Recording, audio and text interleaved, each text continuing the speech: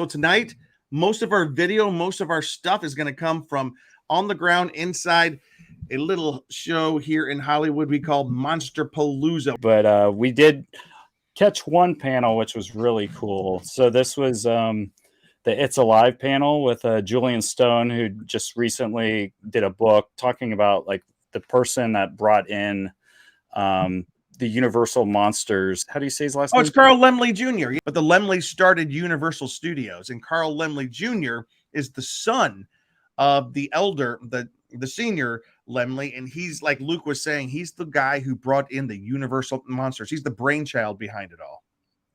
And what was crazy is he was so young when he did it. Like he was in 23. his low 20s. Yeah, 23, which was just crazy to do something that really just changed the studio and kind of has kept to present day. You know, you still see Frankenstein walking around Universal Studios, and just the whole brand of the Universal Monsters, which they talked about on the panel and kind of went through things chronologically, and which we actually have a clip of.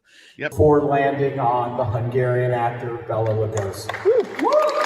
Yes. Now, Lugosi was obviously thrilled to get the role. He had starred on Broadway in it, and it had made him a bit of a name, but he would grouse years later that he was finally given the role after every actor in town was auditioned and their pets.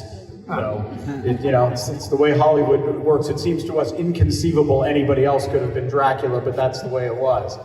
The film shoots primarily in October of 1930. These are some pictures from the shoot. You can see Todd Browning on the left looking up at Lugosi, and that's another shot of Lugosi on the right, relaxing next to a fan. I love that photo.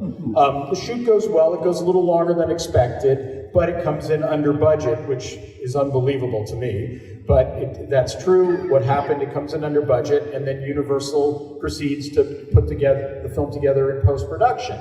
And while they're doing that, they come up with the tagline of how they're going to sell it: the strangest passion the world has ever known.